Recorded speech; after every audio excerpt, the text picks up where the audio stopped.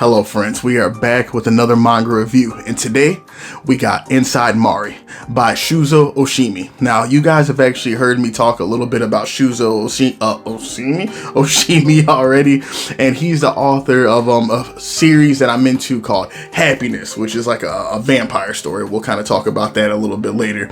But if you've already been on the channel, you've seen me talk about Blood on the Tracks is the English name. I'm trying to, and Chino Wadachi is the Japanese name. That is an amazing story. That was the one about the gaslight queen who basically like mentally abuses her kid, and then the story just kind of spirals and everything from there. Shuzo is an amazing writer that tackles a lot of important themes, and what he gets into Inside Mari is basically gender identification, you know, and objectification themes and things like that. And it's something that I feel like makes this story unique, and it's a good look at it, you know. Now, I guess on the surface, I've seen a lot of people describe this story, the story of well, I was going to call this Blood on the Tracks, man. The story of Inside Mari. They consider it like the standard like gender bender storyline, which I think is completely incorrect, because a lot of those times those are in like hacky like harem stories, and just like, oh, I'm a woman, look at these, oh, that's crazy, I'm a man but I got woman parts. Like, they do just like a bunch of like hacky comedic bits and just like cliches and stuff that we've seen like a million times before. And I don't like to put Inside Mari inside that category, because I feel that Oshimi does so much more with the themes and his maturity level at which he tackles this whole situation, you know, because it's played with like a certain level of realism, I guess, that I guess as realistic as you can get when you have a body swapping situation going on. But here, I'll give you guys a little bit of a rundown of the story really quick before we tackle the themes, right? So our story starts off with we got like our neat otaku character who dropped out of college to play video games. He's got no real motivation, no desire for like self-improvement, and basically the only happiness he kind of gets from life at this point is by going to this local corner store, and he sees like this high school girl that he thinks is hot. Yeah, you guys, you know how this goes. It's anime and stuff. And he goes there at the same time at night and sees her like ordering food, and it's just like it's like the highlight of his day, right? He just watches her, and he's also gotten to the habit of like following her home and stuff, you know, because that's how it goes. That's what normal people do, you know. I'm into you, and then you just kind of follow behind them while they're walking home. And then one night, while he's being weird, starts to follow her and everything, and then like she actually turns around and looks at him, hits him with one of these, and then he's like, oh my gosh, she caught me, I'm being weird. And then next thing he knows, like, he wakes up, and then he's like, I'm inside Mari. That's the title, guys. It's the title of the manga. But that's kind of like our setup, and from there it starts going to like the different storyline elements, right? Where like his main goal at this point is to well, get his body back, but also like one of the twists with this manga, right, is that like you would think that since the main character is in Mari's body, that Mari would be inside his body. But the weird thing is, like, he goes to like the convenience store in his apartment and that kind of stuff, and he sees like his body doing business as usual. Like, you know, he talks to himself and figures out like, wait, I'm still in there. So if I'm me and that's me, then where's Mari?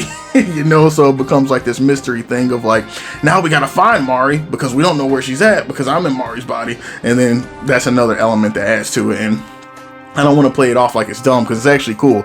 It keeps you engaged with the story because you really want to like know more about like what's happening, you know. But to me, even more interesting than just like the mystery elements and like that kind of thing about trying to figure out how this guy's going to get his body back is how it maturely tackles like, I guess, gender identification issues pretty much, and like not even I was going to say not even so much sex, but how men and women both objectify one another. You know, one of the most significant panels to me when it comes to like expressing the themes of the story and everything is there comes a point where Mari, where our main character who's inside the body of Mari, is having a dinner with Mari's parents, and like as time goes on, he sort of slowly starts to kind of like coalesce with like Mari, where like the two of them sort of kind of like intertwine and everything. But his parents are talking about like just like whatever, like standard crap, and just telling Mari, like just talking about something and just telling like Mari like what she should do. And at this point, the main character expresses that like, you guys really don't see me, you know, like you're not looking at me, you don't see me as a person, like all you guys see is what you want to. And meaning basically, right, where she's talking about the fact that like in a lot of the times in our interactions with people, and especially if like you're considered an attractive woman, a lot of times people are interested in your body, you know, like they're interested in appearance. And that's what she's talking about, right? She begins thinking about these shallow interactions with her parents, the shallow interactions she's had with like the students at her school, and like people who are supposed to be her friends, and like that kind of thing. And she starts to really go into detail, man, about how empty and lonely it feels to be surrounded by people, or to constantly have people's eyes on you, but their attention isn't directed to the person that you are, right? It's not about like them thinking that you're a good human being, them wanting to hear what you have to say, or just really figure you out on a deeper level.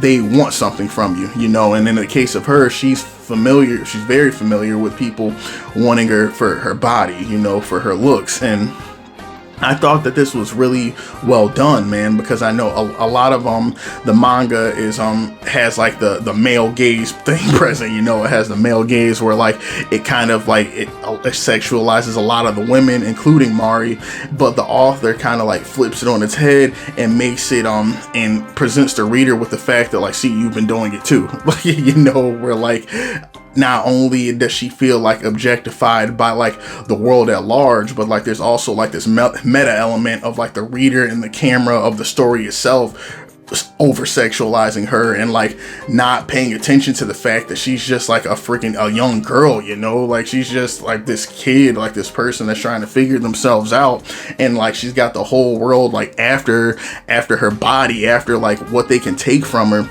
and just how disappointing and just isolating this thing feels. And to me, this is really some of the best of what Inside Mari brings to the table, right? Where if you're somebody that struggled with things like gender identity, with like masculine and feminine characteristics, if you're somebody who's ever felt like objectified, you know, and because the story even talks about like how men are objectified, you know, not just women, but how like a lot of people can look at men for what they can get out of them, you know, like maybe it's money, maybe it's appearance, maybe it's like status, whatever. But it talks about how basically our interactions can be absolutely ruled by like pragmatism, right? By trying to figure out what we can get from people, utilitarian tactics, and not just enjoying people for what they are and being in their presence. Inside Mari takes a look at that, and I'm so happy that it does. And it does it in a way that not many other manga do, you know, and especially ones with a story like this.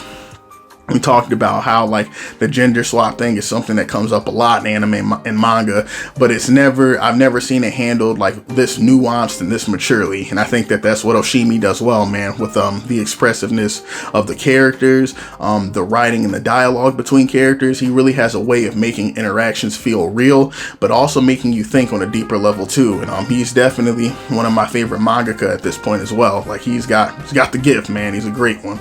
So that's some of Inside Mari. You know, I'm not going to give you guys like all the plot details and run it through here. Like I'm sure you guys can find summaries and stuff other places in YouTube, but I wanted to give you guys a rundown and let you know that if you are interested in this story, or if you hadn't heard of it before and you listen to this video, maybe it got you interested, because I think it has a lot of important things to say, man. It's not your run-of-the-mill like weird gender bender thing, and the art's amazing, you know. Let me think, man, what else can make this stick out? But to me, it's a character piece, you know. To me, like above all else, it's about like the interactions between the characters and the story trying to express to you a deeper message through those interactions, you know. And it's not something you get everywhere. So I'll let you guys go. I hope you enjoyed the video. I hope you maybe go out and take a look at the manga if you had an interest in any of the things I talked about. Appreciate you staying on the channel. Appreciate you watching vids, and I'll talk to you guys in the next one, man.